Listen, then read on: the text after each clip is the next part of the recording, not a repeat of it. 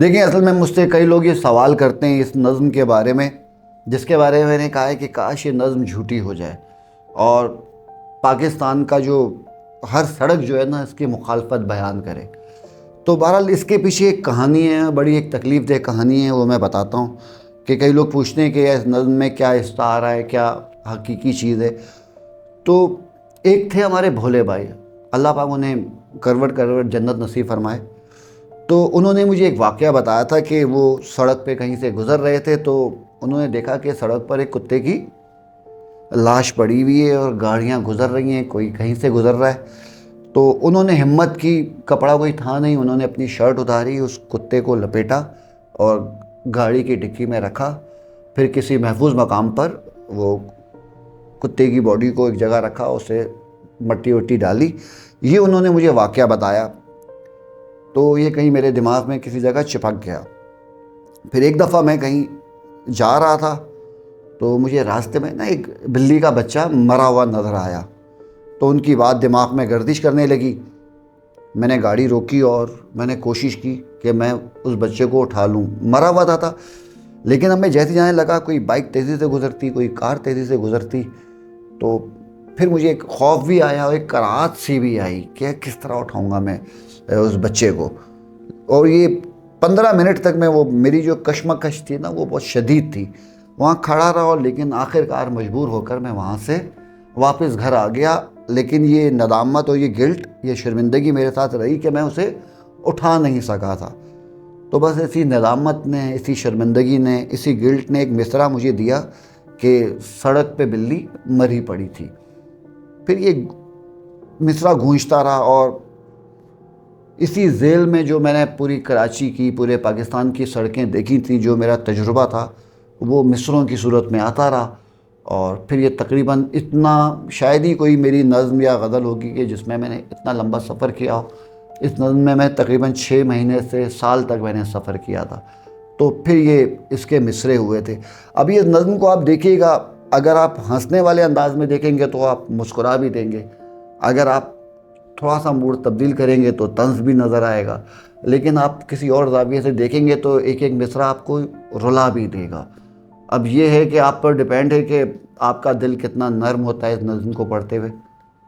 تو یہ اس کی کہانی ہے جو آج میں نے فاش کر دی آپ کے سامنے۔ اس نظم کا عنوان ہے سڑک، اور میں چاہتا ہوں کہ یہ سڑک، یہ نظم میری جھوٹی ہو جائے اور دعائیں مانگتا ہوں کاش یہ نظم واقعی جھوٹی ہو جائے۔ تو سناتا ہوں میں کہ سڑک مسافت کی عجلتوں میں گھرے ہوئے سب مسافروں کو بغور فرصت سے دیکھتی ہے۔ کسی کے ماتھے سے سرخ وحشت ٹپک رہی ہے، کسی کے چہرے سے زرد حیرت چھلک رہی ہے، اور کسی کی آنکھیں ہری بھری ہیں۔ صغیر صغیر قد سے ابھر رہا ہے، قدیر حد سے گزر رہا ہے۔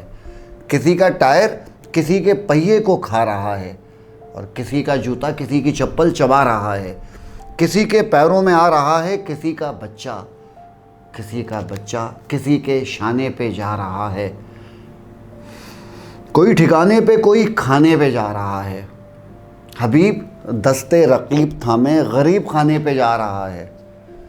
امیر کرتب دکھا رہا ہے، غلام پنجرہ بنا رہا ہے، اور اپنے بیٹے کے ساتھ چھت پر امین کنڈا لگا رہا ہے۔ امین کنڈا لگا رہا ہے، نظام ٹانگا چلا رہا ہے۔ کسی کلائی پہ جگمگاتی ہوئی گھڑی ہے، مگر ابھی وہ رکی ہوئی ہے۔ کسی کے چہرے پہ 12 بجنے میں 5 سیکنڈ رہ گئے ہیں۔ کسی کی ہاتھی نما پراٹو سڑک سے ایسے گزر رہی ہے سوائے اس کے کہیں بھی جیسے کوئی نہیں ہو۔ کسی کی بانشیں کھلی ہوئی ہیں، کسی کی مونچھیں جھکی ہوئی ہیں، کسی کے لب اور کسی کی آنکھیں سلی ہوئی ہیں۔ شریف نظریں اٹھا اٹھا کر کمان جسموں پہ اپنی وحشت کے تیر کب سے چلا رہا ہے۔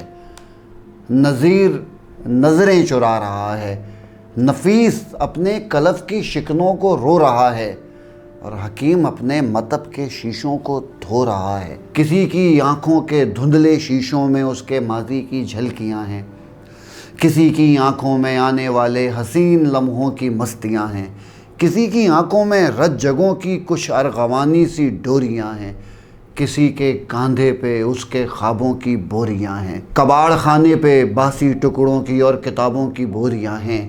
بزرگ برگد کے نیچے بوڑھا کھڑا ہوا ہے اور اس کے ہاتھوں میں ٹیپ لپٹی ہوئی چھڑی ہے۔ پولیس کی گاڑی پکٹ لگا کر سڑک پہ ترچھی کھڑی ہوئی ہے اور ایک مجبور اپنا دامن اٹھائے بے بس کھڑا ہوا ہے اور ایک سپاہی کے اس کے نیفے میں انگلیوں کو گھما رہا ہے۔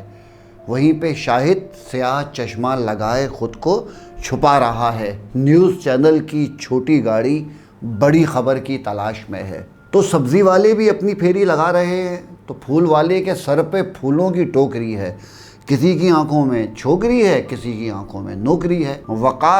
وقار سر کو جھکا رہا ہے، فراز کھائی میں جا رہا ہے۔ ضمیر بغلے بجا رہا ہے اور ایک واعظ بتا رہا ہے خدا کو ناراض کرنے والے جہنمی ہیں، خدا کو راضی کرو خدارا، خدا کو راضی کرو خدارا۔ اور اس کے آگے نصیر، اکمل، کمال، شادہ، غلام سارے کھڑے ہوئے ہیں کہ چشم بینا اگر کہیں ہے تو سمجھو پاتال تک گڑی ہے۔ کسی کو اے سی خریدنا ہے، کسی کو پی سی خریدنا ہے، کسی کی بس اور کسی کی بی سی نکل رہی ہے۔ عقیلہ خالہ کے دونوں ہاتھوں میں 8 تھیلے لٹک رہے ہیں اور آتے جاتے سبھی مسافر انہیں مسلسل کھٹک رہے ہیں۔ ضیاء اندھیرے میں جا رہا ہے، گلاب کچرا جلا رہا ہے، عظیم مکھی اڑا رہا ہے، کلیم گٹکا چبا رہا ہے۔ سبق مساوات کا سکھانے وزیر گاڑی میں جا رہا ہے تو گھنٹہ پیکج پہ جانے کب سے فہیم گپے لڑا رہا ہے۔ ثنا ندا کو نئے لطیفے سنا رہی ہے نا ہتھیلی کو تکتے تکتے پرانے رستے سے آ رہی ہے اور اپنی بھاوچ کا ہاتھ تھامے زبیدہ چیک اپ کو جا رہی ہے۔ وہ اپنی نظریں کبھی ادھر کو کبھی ادھر کو گھما رہی ہے، مگر کوئی شے اسے مسلسل بلا رہی ہے۔ عجیب عجلت، عجیب وحشت، عجیب غفلت کا ماجرا ہے۔ کہوں میں کس سے، یہ کیسی خلقت کا ماجرا ہے کہ اپنی مستی میں مست ہو کر یہ سب مسافر گزر رہے ہیں، نئے مسافر ابھر رہے ہیں۔ سڑک جہاں تھی وہیں کھڑی ہے، مگر حقیقت بہت بڑی ہے۔ سڑک پہ بلی مری پڑی ہے، سڑک پہ بلی مری پڑی ہے۔